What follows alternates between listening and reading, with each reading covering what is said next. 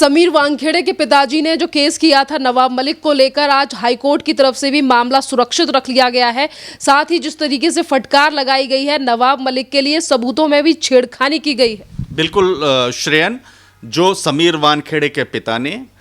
तमाम जो आरोप एक एक करके बिना किसी आधार के हर रोज नवाब मलिक सुबह एक आरोप लगाते थे, एक जोनल डायरेक्टर के ऊपर, एक कॉन्स्टिट्यूशनल अथॉरिटी के ऊपर, उसके खिलाफ उनके पिता ने हाईकोर्ट में पिटीशन डाली थी जिसमें रेस्ट्रेन ऑर्डर की मांग किया था और इंटरिम इंजंक्शन की मांग की थी, जिसमें कोर्ट ने सुनने के बाद आज फैसला सुरक्षित कर लिया। श्रेयन, बड़ा ही सोचने का विषय है कि संविधान का फेलियर इससे सबसे बड़ा एग्जाम्पल नहीं हो सकता, क्योंकि एक कॉन्स्टिट्यूशनल ब्रेकडाउन है। कॉन्स्टिट्यूशनल ब्रेकडाउन कैसे है कि देश की एक प्रीमियर एजेंसी, देश की एक कॉन्स्टिट्यूशनली अपॉइंटेड अथॉरिटी, देश का एक जोनल डायरेक्टर प्रॉपरली लॉ के मुताबिक बॉलीवुड के डर्टी ड्रग को एक्सपोज करता है, तमाम लोगों को अरेस्ट करता है और अदालत भी उस रेड को गलत नहीं ठहराती है। उसके बाद भी जो वहां की व्यवस्था है, सेंट्रल एजेंसी को सपोर्ट करने के बजाय खुद संवैधानिक पद पर बैठे हुए एक मिनिस्टर जांच एजेंसी पर सवाल उठाते हैं। और उतना ही नहीं, जांच एजेंसी पर सवाल उठाते श्रेयन, वो 70,000 के कपड़ों पर आ जाते हैं, महंगी महंगी घड़ियों पर आ जाते हैं, उनके पहनावे पर आ जाते हैं, पोशाक पर आते हैं, और इतना ही नहीं, उसके बाद निकाह नामे पर आ जाते हैं। उतना ही नहीं, फिर कैरेक्टर सर्टिफिकेट पर, कास्ट सर्टिफिकेट पर आ जाते हैं, जो मंत्री के पद पर बैठे एक व्यक्ति की गरिमा के खिलाफ है, जो संविधान के अंतर्गत शपथ लेता है कि वो न्याय व्यवस्था में विश्वास रखेगा, रूल ऑफ लॉ को प्रिवेल करेगा, संविधान को सर्वोपरि रखेगा, संवैधानिक संस्थाओं को सर्वोपरि रखेगा। वो करने के बजाय संवैधानिक संस्था की जांच पर ही प्रश्न चिन्ह खड़ा करने लगता है, और वो जांच जो अदालतें भी गलत नहीं कहती हैं। Point number 1। पॉइंट नंबर 2, जब इस बात पर इन्वेस्टिगेशन होते होते उस मिनिस्टर के सन इन लॉ तक बात आती है, तो उतना ही नहीं रुकते, वो तमाम और लोगों के ऊपर आरोप लगाने लगते हैं और उनकी तरफ से फिर डिफेमेशन की कार्यवाही शुरू होती है। जबकि डिफेमेशन की कार्यवाही का सबसे बड़ा रूल जो है कि जब तक कि उनके सन इन लॉ उस केस से बरी नहीं हो जाते, तब तक डिफेमेशन प्रीमेच्योर होगा, क्योंकि अदालत ने अभी अपना निर्णय नहीं दिया है और उनके जो दामाद हैं वो बेल पर बाहर हैं। तीसरी बात, जिस समीर वानखेड़े को लेकर के वो टारगेट करते हैं, वो समीर वानखेड़े खुद जो है, जो कोर्ट होती है, कोर्ट उन तमाम सबूतों को मद्देनजर रखती है, वो कहती है कि ये कॉन्शियस पोजीशन का मामला है। वो अदालत कहती है कि ये इंटरनल एक बड़ा एक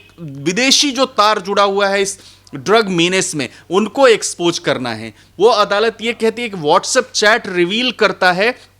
कि एक देश के बाहर से भी जुड़े हुए लोग इस ड्रग के बिजनेस में इन्वॉल्व हैं, पेडलर्स को एक्सपोज करने के लिए जरूरी है कि इस मामले में बेल ना दी जाए। और चौथा, जब देश में एक कानून व्यवस्था, देश के स्पेशल लेजिस्लेचर, स्पेशल स्टैट्यूट, जो एनडीपीएस है वो सेंट्रल गवर्नमेंट का एक स्पेशल स्टैट्यूट है, जिसमें जो जनरल प्रिंसिपल है बेल का, बेल रूल नहीं है और जेल एक्सेप्शन है, वो उसमें ट्रायल के बाद ही फैसला होता है। उस मामले में तमाम तरह से आकर के वो जांच को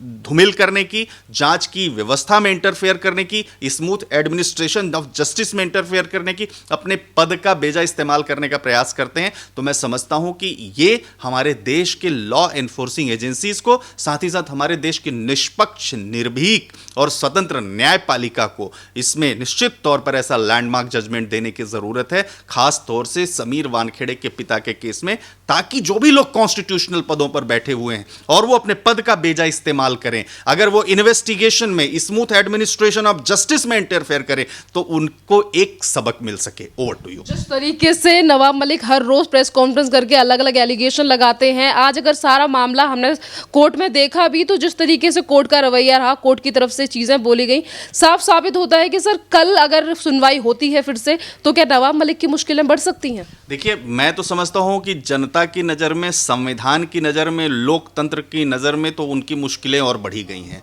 क्योंकि वो अदालत की नज़रों में हो सकता है या अपनी पार्टी की नज़रों में या वहाँ महाराष्ट्र सरकार की नज़रों में हो सकता है कि उनकी छवि धूमिल नहीं हुई, लेकिन देश में जिस तरीके से नवाब मलिक जी के खिलाफ रोष है, नवाब मलिक जी जो वहाँ का बॉलीवुड का जो ड्रग मीनेस है उसको ख़त्म करने की कोई कोशिश करता है, एक बहादुर अफसर जो सालों से वर्षों से चल रहा था, तो उसके खिलाफ खड़े हो जाते हैं। तो मैं समझता हूँ कि छवि तो वैसे भी बाकी अदालतें तथ्यों पर काम करती हैं, माननीय अदालतें निष्पक्ष, निर्भीक, स्वतंत्र होकर के जो उनके पास डॉक्यूमेंट्स होते हैं, जो एविडेंसेस होते हैं, उनको कंसीडर करती हैं। उसके अलावा जो लॉ ऑफ डिफेमेशन, यह है, लॉ ऑफ डिफेमेशन का साफ तौर से नियम है कि अगर कोई व्यक्ति किसी के ऊपर आरोप लगाता है और उस आरोप से समाज की नज़रों में, जनता की नज़रों में, मित्रों की नज़र में, परिवार की नज़र में अगर छवि धूमिल होती है और वो सबूत, वो जो आरोप होते हैं वो सत्य नहीं होते हैं, तो वो डिफेमेशन का केस बनता है। साथ ही साथ हर कोई हर किसी की गरिमा को धूमिल नहीं कर सकता है, ये इंडिविजुअल का फंडामेंटल राइट होता है। इसलिए उनके पिता जो वहाँ गए हैं, क्योंकि उनके ऊपर आरोप लगा, समीर वानखेड़े की बहन के ऊपर आरोप लगा, उनकी पत्नी के ऊपर आरोप लगा, समीर वानखेड़े के ऊपर आरोप लगा, तो वो आरोप अगर सही नहीं है तो निश्चित तौर पर ये डिफेमेशन का सीधा सीधा केस बनता है। और कोर्ट हमेशा रेस्ट्रेंट ऑर्डर पास करती ही है, ये समय समय पर करती है। आप किसी की इंडिविजुअल जो उसकी पर्सनालिटी, उसकी गरिमा है, उसको धूमिल नहीं कर सकते। Over to you. Nawab Malik हमेशा इस तरीके की चीज़ें करते हैं और फिर देवेंद्र फडणवीस को लेकर भी बात आई है, क्योंकि नवाब मलिक के दामाद और बेटी की तरफ से भी डेफेमेशन का केस किया गया है देवेंद्र फडणवीस के ऊपर। खुद के ऊपर केसेस हो रहे हैं, उनकी कार्रवाई को लेकर तो कहते हैं कि बीजेपी करा रही है, और जो इनके बहू दामाद कर रहे हैं। देखिए, एक तो सबसे पहले तो हमें यह समझना होगा कि हमारे देश का संविधान हर किसी को लॉफुली सूट इंस्टीट्यूट करने की इजाज़त देता है, लेकिन अदालतें निष्पक्ष होकर जो एविडेंसेस होते हैं उन एविडेंसेस को इवैल्यूएट करती हैं, उनको देखती हैं, उनको समझती हैं और ये समझती हैं कि जो आरोप हैं या जो एलिगेशंस हैं या जो कंप्लेंट है, वो कंप्लेंट इन एविडेंसेस के बेसिस पर मीट आउट होता है कि नहीं होता है, इस्टेब्लिश होता है कि नहीं होता है, प्रूव होता है कि नहीं होता है। उसके बाद अदालतें जो है निश्चित निर्णय देती हैं। तो नवाब मलिक जी का भी फंडामेंटल राइट है कोर्ट में जाने का, देवेंद्र फडणवीस जी का भी फंडामेंटल राइट है कोर्ट जाने का, उनकी बेटी का भी है, लेकिन डिफेमेशन के लॉ का एक सबसे बड़ा जो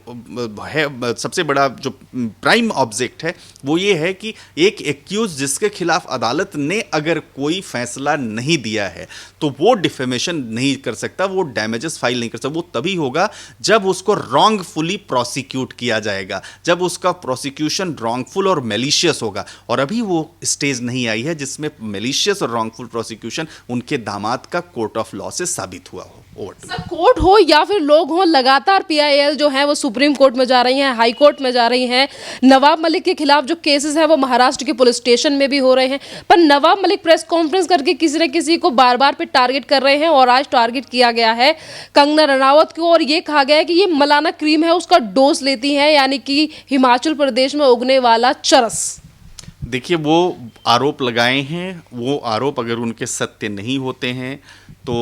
कंगना रनावत जी को भी वही राइट है कि वो डिफेमेशन का केस फाइल कर सकती हैं नवाब मलिक के ऊपर। कंगना रनावत जी को पूरा राइट है, वो इस देश की नागरिक हैं, और नवाब मलिक जी, मुझे ऐसा लगता है कि उनको ईश्वर सद्बुद्धि दें कि वो इस तरह के जो ल्यूट कमेंट करते हैं, संवैधानिक पद पर बैठे हुए व्यक्ति को इस तरह के कमेंट्स करना, इस तरह की देश की गरिमा को धूमिल करने वाले कमेंट करना, पर्सनल लेवल पर जाकर कमेंट करना, और एक मिनिस्टर का जो एक कॉन्स्टिट्यूशनल अथॉरिटी है, जो एक कॉन्स्टिट्यूशनल बॉडी है, जो उस प्रदेश को रिप्रेजेंट करते हों, लोगों को रिप्रेजेंट करते हों, पब्लिक फिगर हों, उनको इस तरह के स्टेटमेंट्स देना शोभा नहीं देता है। वो गरिमा के, संविधान की गरिमा के खिलाफ है, व्यक्ति के मौलिक अधिकारों के खिलाफ है, और साथ ही साथ उनके खुद के जो उन्होंने अब तक कमाया उसके खिलाफ है, क्योंकि पूरे देश में लोग उनके इस कैरेक्टर को लेकर के, इस तरह की प्रणाली को लेकर सवाल उठा रहे हैं। क्योंकि जब सोनू सूद के घर पर भी सर्वे होता है तो भी नवाब मलिक प्रश्न उठाते हैं, जब किसान आंदोलन होता है और उसमें लाल किले जैसी घटनाएं होती हैं तो भी नवाब मलिक प्रश्न उठाते हैं, जब डर्टी ड्रग सीक्रेट का एक्सपोज किया जाता है और बॉलीवुड के तमाम सेलिब्रिटीज़ को पकड़ा जाता है तो भी नवाब मलिक प्रश्न उठाते हैं, जब उनके दामाद के ऊपर भी 8 महीने बाद जब वो जेल में रहते हैं जिसमें बेल कोर्ट इजीली नहीं देता है तब भी वो प्रश्न उठाते हैं, अगर कोई उनके लैंड डील को एक्सपोज करता है जो 1993 के दंगों के साथ वो खरीदते हैं, दंगाइयों के साथ खरीदते हैं, जो देश में एक 93 के ब्लास्ट के आरोपी हैं तो उस पर भी वो प्रश्न उठाते हैं। ईडी की कार्यवाही होती है उस पर भी प्रश्न उठाते हैं। तमाम हज़ारों करोड़ रुपए की संपत्ति आती है उसको अगर जांच होनी शुरू होती है तो उस पर भी प्रश्न उठाते हैं। तो इस तरह से प्रश्न उठाने की नवाब मलिक जी की हैबिट बन गई और सब लोग समझने लगे हैं उनको। और मैं समझता हूं कि नवाब मलिक जी को अपने पद की गरिमा का, अपनी संवैधानिक पद की गरिमा का एक पब्लिक फिगर होने का ध्यान रखना चाहिए। सभी के ऊपर टिप्पणी कर रहे हैं पर नवाब मलिक अनिल देशमुख को लेकर टिप्पणी नहीं कर रहे हैं कि हाई कोर्ट में आज कस्टडी बढ़ा दी गई है 15 तारीख तक अनिल देशमुख की। देखिए, अनिल देशमुख के ऊपर भी करोड़ों रुपयों के गबन का संवैधानिक पद पर बैठे हुए उस पैसे को हवाला के कैश के अकाउंट को अपने कैश पैसे को अपने अकाउंट में लेने का, पर्सनल जो उनका फैमिली वेलफेयर फंड है, अकाउंट है, ट्रस्ट अकाउंट है, उसमें लेने का आरोप चल रहा है, उसमें भी जांच चल रही है। और ये यही अनिल देशमुख हैं जो 100 करोड़ वसूली के लिए तमाम सचिन बाजे को और लोगों को, परमवीर सिंह को प्रेशर दे रहे थे। तो मैं समझता हूँ कि एक महाराष्ट्र के अंदर लॉ एंड ऑर्डर की स्थिति थोड़ी खराब है और उसको इंश्योर करने की जरूरत, अदालतें निश्चित तौर पर इसमें पायनियर की भूमिका अदा करती है, लेकिन ज़रूरत होती है कि संवैधानिक संस्था पर बैठे लोगों का, लोकतांत्रिक व्यवस्था से चुनी हुई सरकार का, संविधान में शपथ लिए हुए लोगों का, जिनकी जिम्मेदारी बनती है वो लॉ एंड ऑर्डर को प्रिवेल करेंगे, कॉन्स्टिट्यूशन में अपनी आस्था रखेंगे, वो रखें। और मैं समझता हूँ कि चीफ मिनिस्टर को भी इसमें एक्शन लेना चाहिए। और ये जो कुछ भी चल रहा है ड्रग के मीनेस को ख़त्म करने के लिए चल रहा है, स्पेशल स्टैचूट के तहत चल रहा है, अदालतों ने उस रेड को अभी गलत नहीं कहा है। मैं समझता हूँ कि नवाब मलिक और बाकी लोगों को इसमें इंटरफेयर करने के बजाय सहयोग करना चाहिए और अदालतों की जजमेंट का इंतजार करना चाहिए। सर, आपने देखा ही है कि महाराष्ट्र में इन दिनों आरोप प्रत्यारोप की राजनीति चल रही है, तो इसी बीच मोहित कंबोज जो कि बीजेपी के नेता हैं, उनका कहना है कि अगर डिटेक्टिव बने हुए हैं नवाब मलिक और हर किसी की जन्मपत्री निकाल कर लेकर आ रहे हैं, तो बता दें सुशांत सिंह राजपूत के केस में कौन से वो मिनिस्टर थे और क्या संबंध है समीर खान और रिया चक्रवर्ती का। इस तरीके के सवाल पूछे जा रहे हैं आज बीजेपी की तरफ से नवाब मलिक से। देखिए, सबसे पहले तो ये समझना पड़ेगा कि सुशांत सिंह राजपूत के केस में महाराष्ट्र सरकार ने क्रिमिनल प्रोसीजर कोड का, क्रिमिनल जस्टिस सिस्टम का जिस तरीके से मखौल उड़ाया था, जिस तरीके से धज्जियां उड़ाई थी और 59-60 दिनों तक इनक्वेस्ट प्रोसीडिंग्स कंप्लीट नहीं करना, खासतौर से सुसाइड के केस में, मैं समझता हूं कि वो वहां पर लॉ एंड ऑर्डर की व्यवस्था पर, संवैधानिक तरीके से काम कर रही पुलिस पर प्रश्न चिन्ह खड़ा करता है। बहरहाल वो मामला अदालत में है, तो वो अदालत की जांच के बाद जब जांच रिपोर्ट आएगी तब साबित होगा।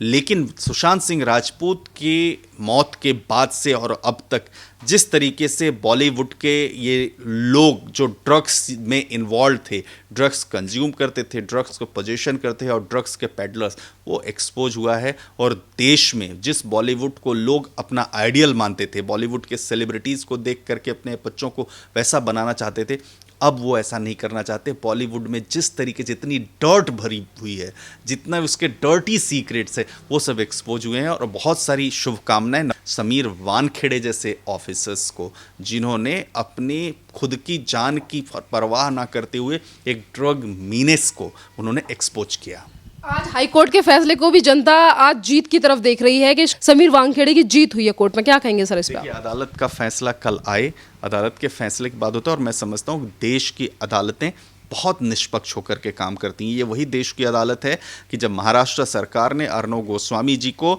एक अनलॉफुली क्रिमिनल प्रोसीजर कोड के प्रावधानों के कॉन्ट्ररी जाकर के अरेस्ट किया था, तो इसी देश की अदालत ने उनको बेल दी थी। और वही चीज़ें आज भी जैसे चल रही हैं, तो मैं समझता हूं कि देश की न्यायालयीन व्यवस्था, न्यायालयीन प्रक्रिया और न्यायालयों से ही लोगों को उम्मीद है और न्यायालय निश्चित तौर पर इसमें न्याय करेगा। धन्यवाद।